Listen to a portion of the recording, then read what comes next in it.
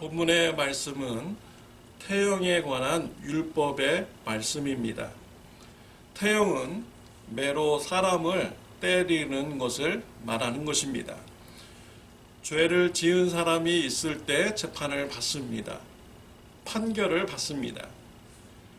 판결을 받은 자는 죄의 경함과 또 무거움을 따져서 그 죄에 합당하게 매를 맞게 됩니다. 물론 사형에 해당되는 자는 사형에 처하게 됩니다. 그러나 사형에 처하지 않을 정도의 죄를 지은 사람은 매를 맞게 되는 것이지요. 매를 맞을 때는 최다한에 때릴 수 있는 매의 숫자가 있습니다. 오늘 본문 말씀에 보면은 40대까지만 때리도록 하였습니다. 왜 40대를 넘지 말라고 하셨습니까? 3절에 기록이 되어 있습니다. 하반절에 보면 네가 네 형제를 경히 여기는 것이 될까 하노라 라고 하였습니다. 경히 여기다 라는 이 단어를 원어적으로 보니까 모욕감을 주다, 치욕감을 주다, 불명예스럽게 하다 라는 이런 의미가 포함되어 있습니다. 아무리 죄를 지어서 매를 맞는 죄인일지라도 치욕감을 줄 정도의 그런 매를 때리지 말라라고 말씀을 하신 것입니다. 하나님은 죄인들에게 왜 치욕감과 모욕감을 주면서 매를 때리지 말라고 이렇게 하셨습니까? 3절에 보면은 내 형제라는 이런 단어가 이렇게 나옵니다. 즉 아무리 죄인일지라도 그 사람은 이스라엘의 같은 형제라는 것입니다. 그렇기 때문에 치욕감과 모욕감을 주지 않는 상태에서만 매를 때리도록 이렇게 한 것입니다. 마치 가족에서 자녀들에게 책망하는 것과 같은 원리인 것입니다. 부모님들이 자녀의 잘못한 점이 드러나게 되면은 책망을 합니다. 책망을 하는 이유가 무엇입니까? 잘못된 길에서 돌이키도록 하기 위해서 책망을 하는 것이지요. 잘못한 그 자녀에게 치욕감과 모욕감을 주기 위해서 책망을 하는 부모는 없는 것입니다. 가족이라는 관계는요, 뗄래야 뗄 수가 없습니다. 계속적으로 가족의 관계가 이어져야 되는 것이지요. 그렇기 위해서는 치욕감과 모욕감을 주면서 자녀를 책망하는 것을 하지 말아야 됩니다. 치욕감과 모욕감을 받으면서 책망을 받은 이런 자녀는요, 부모의 관계와 좋을 수가 없는 것이죠. 관계가 단절될 수가 있는 것입니다. 계속 좋은 관계를 유지하기 위해서는 적절한 수준의 그런 지적이 있어야 되는 것이죠. 적절한 수준의 지적이 있을 때 부모와 자녀의 관계에서도 좋은 관계가 되고 올바른 관계가 되며 생산적인 이런 가정이 될 수가 있는 것입니다. 이와 마찬가지로 이스라엘 백성들 중에 죄를 지은 사람이 있으면 매를 때리는데 그것은 그 사람을 치욕감을 주기 위해서 한 것이 아닙니다. 그 죄가 잘못됐다는 것을 인식시키고 그가 그러한 죄에서 벗어나도록 하기 위해서 태형을 하는 것입니다. 부모님 세대나 저희 세대는요, 자라면서 학교 선생님으로부터 매를 많이 맞았습니다. 학교 선생님들이 매를 때리면서 교육을 할 때는 매우 주의해야 됩니다. 감정이 이제 가라앉은 상태에서 이성적으로 학생들을 교육하는 수준에서 그 마인드를 가지고 매를 가지고 학생들을 때려야 되는 것이죠. 매를 맞는 학생들은 매를 맞으면서 느낍니다. 선생님이 지금 교육적인 차원에서 매를 때리고 있는지, 아니면 이성을 잃어버린 상태에서 학생들을 때리고 있는지, 아니면 학생에게 치욕감과 모욕감을 주기 위해서 때리고 있는지 맞는 사람은 느끼게 되는 것이죠. 매로 때리는 것만이 때리는 것이 아닙니다. 말로 때릴 수 있는 것입니다. 말로 지적하면서 모욕감과 치욕감을 주게 하는 것은 올바른 방법이 아닌 것이죠. 하나님께서는 아무리 죄인이라고 할지라도 그 죄에 합당한 지적만 하라는 것입니다. 모욕감과 치욕감을 주는 이러한 형벌은 하나님께서는 기뻐하시지 않는 것입니다. 이웃과의 관계에서도 이런 말씀을 우리가 적용해 볼 수가 있습니다. 이웃의 죄가 드러나게 되었을 때 그 잘못을 지적하고 합당한 수준에서 우리가 지적을 해야 되는 것이죠. 그런데 그 잘못한 것에 비해서 너무나 과도하게 지적을 해서 그 사람이 모욕감을 느끼고 수치심을 느끼게 된다면은 관계가 파괴될 수밖에 없는 것입니다. 우리가 적절한 수준에서 합당한 지적이 있을 때 이웃 간의 관계에서도요, 좋은 관계를 유지하면서 건강한 관계를 우리가 이어갈 수가 있게 되는 것입니다.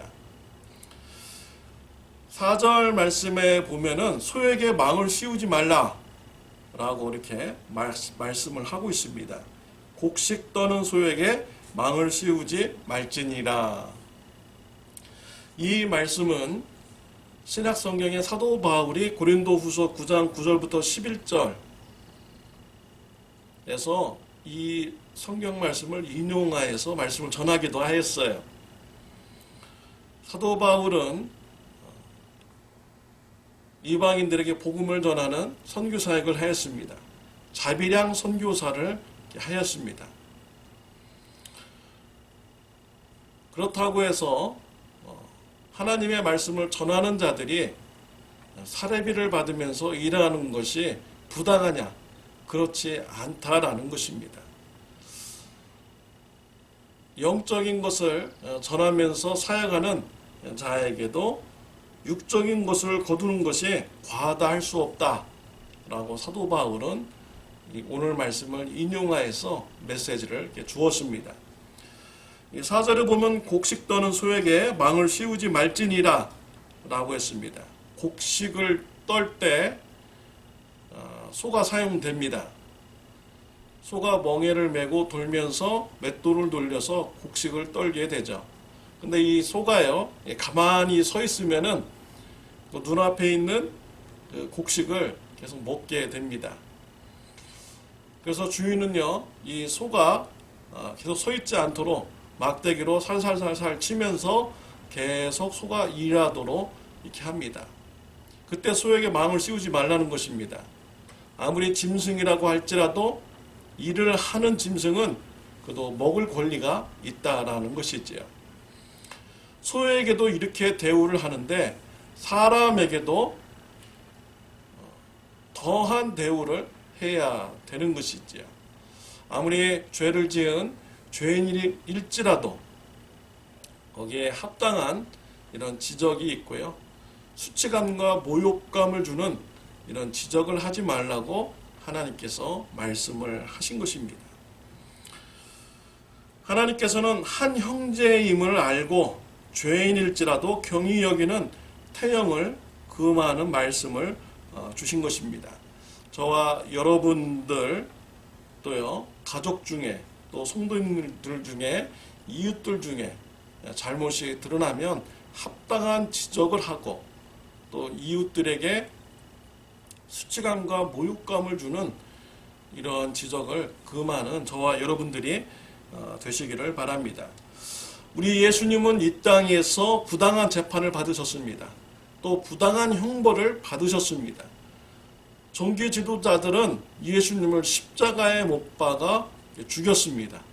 예수님께서 십자가에 못 박아 죽을 정도의 그런 죄를 지셨습니까? 종교 지도자들은 예수님으로부터 자신들의 죄가 드러나게 되자 예수님을 미워하고 예수님을 십자가에 못 박아 죽이는 이런 부당한 형벌을 내린 것입니다. 예수님께서는 십자가에서 매달려 고통받으셨습니다. 십자가 밑에서 종교 지도자들은 또 유태인들은 예수님을 조롱하였습니다. 예수님을 멸시하였습니다. 십자가에서 조롱과 멸시를 받은 우리 예수님은 그들을 향해서 기도했습니다.